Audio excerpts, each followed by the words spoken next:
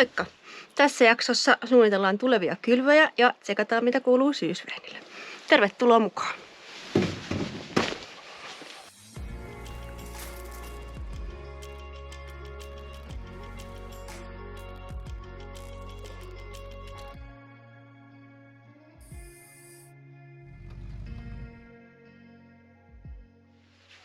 Tällä kertaa syysvehnät näyttää kyllä tosi hyvältä. Pari aukkopaikkaa lukuun ottamatta on kyllä talvehtinut todella hyvin. Nyt täällä on uusia nälkäisiä juuria onkin jo kasvanut täällä.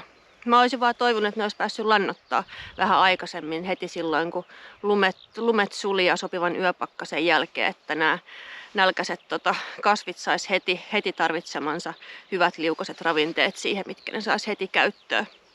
Tässä oli esikasvina herne.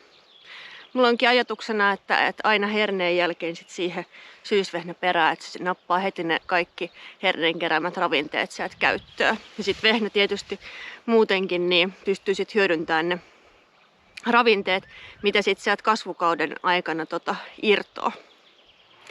Tälle vuodelle tulee sipeliuksien rinnalle testiin uusi Selina kevätvehnä.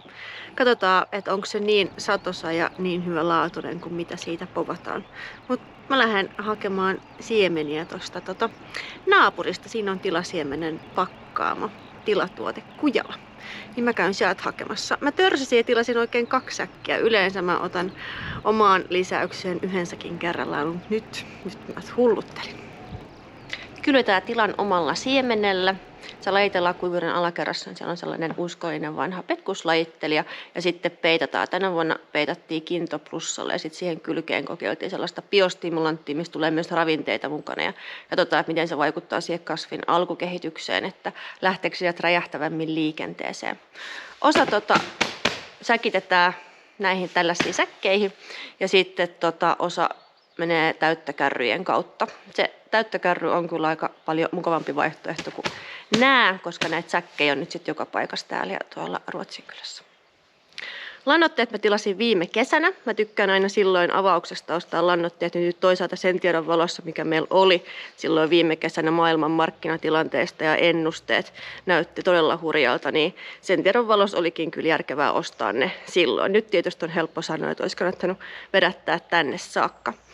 Mutta se viljelysuunnitelma on vähän tarkentunut nyt sitten tietystikin tässä vuoden aikana. Syysvehniä kylvettiin vähän enemmän, mitä oli ajatuksena, mikä tarkoittaakin nyt sitä, että kun lannoitteet ei ostettu lisää, niin typpeä onkin vähän liian vähän, mitä tarvittaisiin siihen, että voisi kylvölannoituksen yhteydessä laittaa se 80 kiloa typestä ja sitten loput kasvukaudella.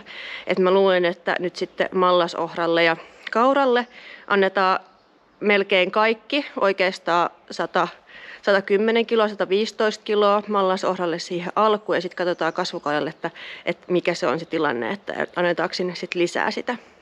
Et typet varataan nyt sitten noille vehnille käytettäväksi. Joku ehkä muistaakin, että meillä oli viime syksynä testissä uusi kultivaattori. Se kultivaattorihan tuli traktorin kanssa. Mä taisin jopa enemmän rakastua siihen traktoriin ja automaattiohjaukseen kuin itse kultivaattoriin. Mutta miltä pellolla näyttää juuri nyt pitkän talven jälkeen? No tältä. Tää on siis ajettu sillä kilpailijalla. Se oli sellainen Pöttingerin kultivaattori. Todella tasainen ja hieno jälki. Ja sitten tää puoli on vanhan kultivaattorin jäljiltä 15-piikkinen potila. Et onhan tossa Pöttingerin jäljessä paljon mukavampi tehdä nyt kylvömuokkauksiakin kuin tuossa vanhan potilan perästä. Mähän mietin silloin syksyllä, että onko se jopa vähän liian hieno toi Pöttingerin muokkaus, kun ei se ole tarkoitus kuitenkaan tehdä kylvömuokkausta, vaan tolleen talvea vasten. Mutta ei se nyt ainakaan tältä erää näytä siltä, että se olisi huono. Et onhan se tietysti hienompaa tästä pinnasta, mutta nyt toistaiseksi tällaisen talven jälkeen ainakin näyttää ihan hyvältä. Ihan mukavan näköistä maata. Ainut ongelmahan siinä tulee vastaan se, kun ei meillä ole sopivaa veturia sellaiselle. Et se on kuitenkin aika pitkä se kultivaattori. Siinä on pakkeri tosi pitkällä takana. Niin se vaatii siltä tuolta veturilta aika paljon painoa, että se pysyy keula siinä maassa. Ja sitten se, että jos sen perusteella sit vaihtaisi vähän painavampaa kalustoa, painavampaa traktoriin, niin onko se sitten maan kasvukunnat kuitenkaan kauhean hyvä. Seuraavassa jaksossa ollaankin jo kevätkylvöillä. Nyt mä nappaan tän tästä mukaan ja lähden lannoittamaan niitä syysveeniä. Nähdään ensi jaksossa. Moikka!